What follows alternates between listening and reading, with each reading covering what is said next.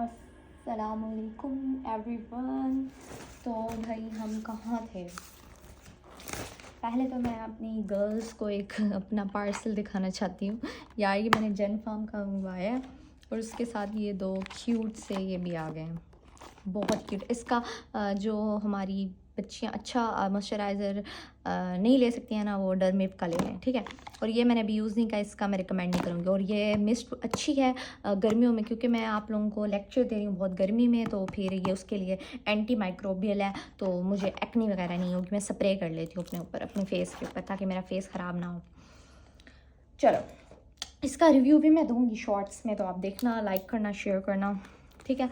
अच्छा, अब हम आ जाते हैं अपने पिछले वाले टॉपिक पे। हमने सबसे पहले क्या पढ़ा था भाई? क्यूटेनियस में पढ़ा था हमने डर्मेटोफाइटोसिस, जिसका हमने दूसरा नाम रिंग वॉर्म पढ़ा था, और टीनिया पढ़ा था। उसमें हमने 5 टीनिया पढ़े थे, ठीक है। 5 टीनिया पढ़े थे। 5 टीनिया के बाद हमने इसकी जो लैब टेक्नीशियन थे, मैंने उनको ये बताया था कि भाई आपने पहले 10% QH में डालना है। सबसे पहले ना हमारे पास सैंपल आएगा, या तो वो सर के बाल होते हैं उनका कोई शाफ्ट हमें दे देंगे, कलर्ड में देना होता है। कलर्ड में असल में ना, ये देखो, अगर आप कलर में दोगे ना बाल, वो गिरेगा नहीं, वरना अगर आप वाइट पेपर में दो तो वो हमसे डिस्कार्ड हो जाता है। तो लैब वाले हम आपको रिकमेंड करते हैं आप कलर में हमें दो, ठीक है। उसके बाद आपके पास आया नेल का कोई टुकड़ा या फिर बाल, तो आपने उसको 10% QH में डाला। 10% QH में क्यों डाला? ताकि बाकी चीज़ें डिज़ोल्व हो जाएं और हम फंगस को आइडेंटिफाई करें। फिर हमने इसको सेबरोड एगर में डाला। सेबरोड एगर क्या होता है भाई?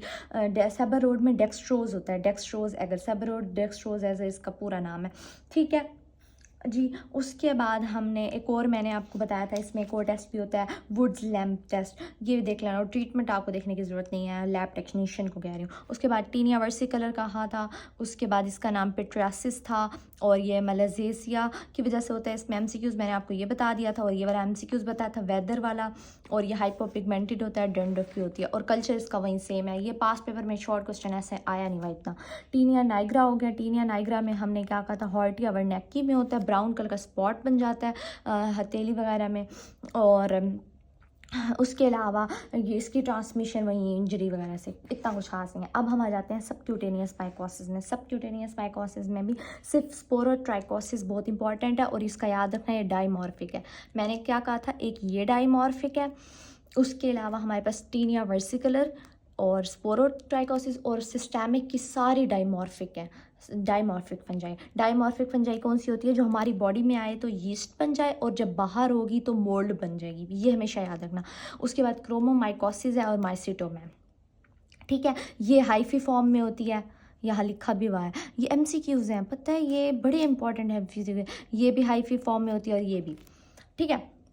अब तो सबसे पहले मेरे ये पास पेपर का एक क्वेश्चन है जो कि स्पोरोट्राइकोसिस से आया हुआ है, ठीक है। इसमें क्या है कि एक गार्डनर है, उसको ना कांटा चुभा है, वो हर वक्त फूल तोड़ता रहता है ना, तो उसको ना कांटा चुभा है। कांटे के थ्रू ना स्पोरोट्राइकोसिस जो है ना हो सकती है। स्पोरोट्राइकोसिस का जो वो है, जो मैं एक मिनट, आप लोगों को ये मिट क्यों नहीं रहा है? ख़राब हो गया है, पता नहीं यार। चलो अच्छा, खैर हम रजिस्टर पे देख लेते हैं। अच्छा, सबसे पहले मैंने क्या कहा कि इसमें हमारे पास 3 होते हैं। सम क्रेजी मैन से याद किया था, स्पोरोट्राइकोसिस से याद किया था, फिर क्रोमोमाइकोसिस से याद किया था, फिर माइसिटोमा से याद किया था। इसमें मैंने कहा था सॉइल फंजाई होती है, इसमें भी सॉइल फंजाई होती है, मतलब कि ये मिट्टी में पाई जाती है, मिट्टी में होती है। तो आपने इन दोनों में क्या करना है? नंगे पाँव नहीं फिरना है। इसकी प्रिवेंशन, आप अगर नंगे पाँव फिर रहे हो ना, उसके ज़रिए, नंगे पाँव के ज़रिए आपके अंदर आ सकती है क्राइमोमाइकोसिस भी, माइसिटोमा भी। लेकिन थ्रोमोमाइकोसिस किससे आएगी? कांटे से आएगी। गुलाब के फूल जब आप देते हो तो दिया करो गर्ल्स को, अच्छी बात है, लेकिन महरम बना के देना। तो ख्याल करना कांटा ना चुभ जाए। वैसे कांटे लगे नहीं हुए होते, जो हमारे गार्डनर्स होते हैं ऑलरेडी काट देते हैं। हमारे पास एक केस आता है OPD में कि एक गार्डनर है, और वो कहता है कि मेरे ना उंगली पे ना हर वक्त नोड्यूल्स टाइप बन जाते हैं, और वो पेन नहीं करते हैं, पेनलेस हैं। तो वो क्या चीज़ है? हम उसको आइडेंटिफाई, जब डायग्नोसिस बनाएंगे तो हम कहेंगे वो स्पोरोट्राइकोसिस है, उसमें और ये किसकी वजह से हो रहा है? ये तो सॉइल फंजाई की वजह से, ये सॉइल की फंजाई इसी के नाम में ही है, इसका स्पोरोथायरिक्स और चीहन से याद करो, मुर्गी चीहन की स्पोरोथायरिक्स चीहन की वजह से होता है, फंजाई की वजह से।